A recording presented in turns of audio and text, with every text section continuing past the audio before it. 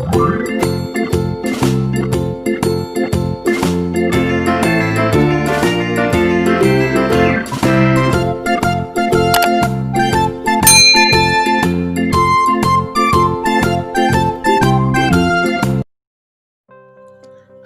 jadi kali ini aku mau ngejelasin mengenai macam-macam bilangan. Nah, sebenarnya bilangan itu banyak sekali, tapi di video kali ini aku mau ngejelasin bilangan yang sering sekali kita temuin di soal atau sebagian yang harus kita ketahui banget deh. Seperti itu ya. Yang pertama ada bilangan bulat, di mana bilangan bulat itu adalah kumpulan bilangan negatif, 0, dan bilangan positif. Dan biasanya bilangan bulat ini dinotasikan dengan huruf Z. Jadi kalau misalnya kalian ketemu Z itu artinya bilangan bulat. Nah, bisa kita lihat contoh di sini ada negatif tak hingga, itu maksudnya titik-titik itu negatif tak hingga, kemudian min 3, min 2, min 1, 0, kemudian positif tak hingga ya. Bisa kalian lihat. Terus ada bilangan asli, di mana bilangan asli itu adalah kumpulan bilangan dari semua bilangan bulat positif. Nih, jadi kalau misalnya kita lihat, tadi kan udah ada bilangan bulat yang positif. Nah, kalau yang positif aja itu namanya bilangan asli. Nah, biasanya bilangan asli itu dilambangkan dengan huruf N. Kalau tadi bilangan bulat Z, nah ini bilangan asli dilambangkan dengan huruf N. Bisa kita lihat contohnya itu 1, 2, 3, 4, 5, 6, dan seterusnya sampai positif tak hingga. Oke. Kemudian ada bilangan caca, di mana bilangan caca ini adalah bilangan gabungan dari bilangan asli dan 0. Nah, biasanya bilangan caca ini dilambangkan dengan huruf C. Tadi kan kita udah tahu bahwa bilangan asli itu adalah seluruh bilangan positif ya. Nah, ini kalau bilangan caca tinggal kita tambahkan 0 saja. Dia jadi bilangan caca ya. Jadi dari 0 sampai positif tak hingga, oke? Nih bisa kita lihat pada gambar bahwa yang warna hijau itu, panah warna hijau itu adalah bilangan bulat. Dia terdiri dari bilangan bulat negatif, 0, bilangan bulat positif. Sedangkan nih bisa kita lihat panahnya itu ada yang bilangan asli itu dari 1 sampai positif tak hingga. Kalau misalnya bilangan caca itu dari 0 sampai positif tak hingga ya. Kemudian ada bilangan prima, di mana bilangan prima itu adalah bilangan asli yang lebih dari 1, yang hanya dapat dibagi dengan 1 dan bilangan itu sendiri, atau mempunyai 2 faktor.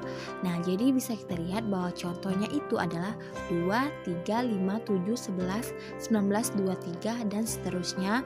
Itu bisa kita lihat bahwa misalnya 2 nih, 2 itu cuma bisa dibagi 1, kemudian dibagi 2 itu sendiri. Nah, yang perlu kalian ketahui juga bahwa di bilangan prima ini yang genap cuma angka 2 ya.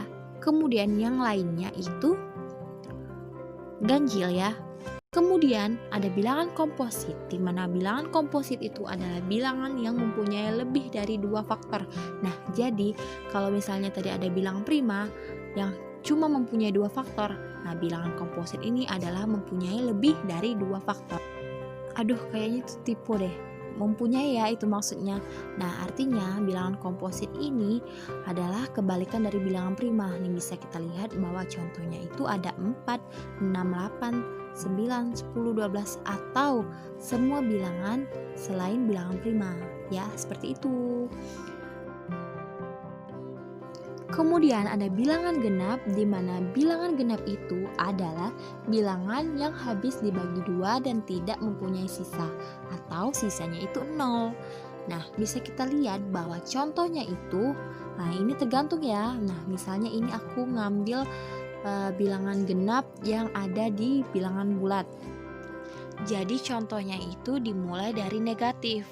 Ya, kalau misalnya bilangan asli artinya dia dari 2, 4, 6, 8, dan seterusnya yang positif ya. Kalau dia dari Caca, bilangan Caca artinya dari 0, 2, 4, 6 dan seterusnya. Kemudian ada bilangan ganjil, di mana bilangan ganjil ini adalah bilangan yang habis dibagi 2 dan mempunyai sisa 1. Nah, jadi kalau misalnya tadi tidak ada sisa, genap tadi tidak ada sisa, kalau bilangan ganjil itu sisanya 1. Nah, contohnya itu nih, aku juga ngambil dari yang bilangan bulat, jadi dimasukin juga yang negatif. Oke, baiklah. Nah, kemudian aku di sini punya sifat bilangan genap dan bilangan ganjil. Nah, dimana ini yang pertama itu tentang penjumlahan.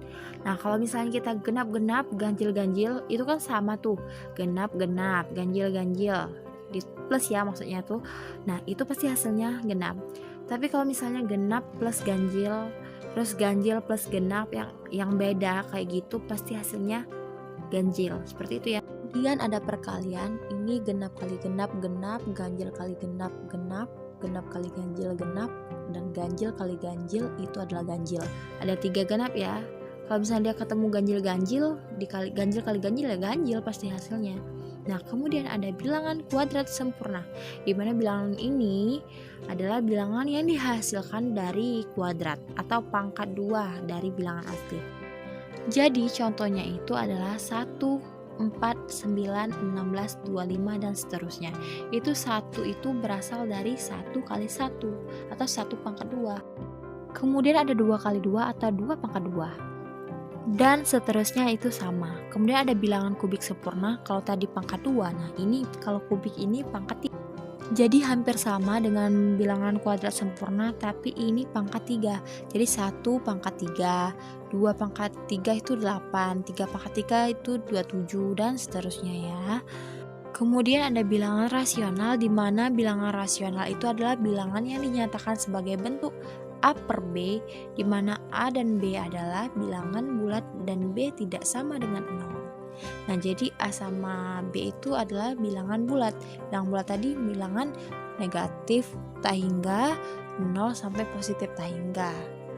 Dan B itu tidak sama dengan 0. Bilangan rasional biasa dilambangkan dengan huruf Q. Nah, di sini udah ada contohnya, yaitu kita ambil misalnya 1 per 2. 1 itu sebagai A dan 2 itu adalah sebagai B.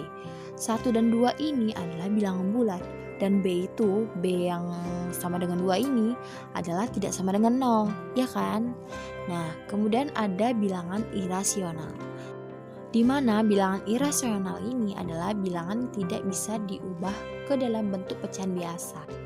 Nah, jadi ketika akar 2 ini diubah ke dalam bentuk desimal, itu jadinya 1,414, 2135, 60 dan seterusnya, dan dia itu nggak bisa diubah jadi bentuk pecahan biasa, makanya disebut dengan bilangan irasional, guys.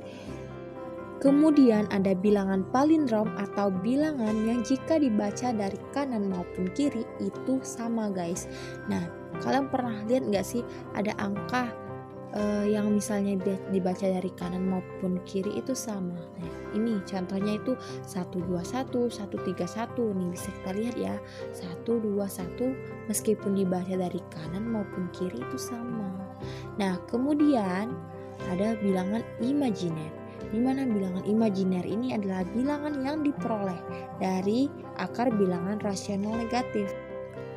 Nah, jadi kalau misalnya ada akar nih, nah terus angka di dalamnya itu negatif, itu udah pasti adalah bilangan imajiner, guys.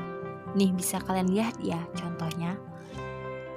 Baiklah, itu tadi yang dapat aku jelasin ke kalian mengenai macam-macam bilangan. Kalau kalian ngerasa video ini bermanfaat bagi kalian, kalian harus subscribe channel YouTube aku, karena itu dapat membuatku lebih semangat lagi untuk membuat video pembelajaran, tips belajar, tutorial, dan yang lainnya. Jangan lupa juga untuk like, comment, and share ya. Terima kasih. Bye-bye.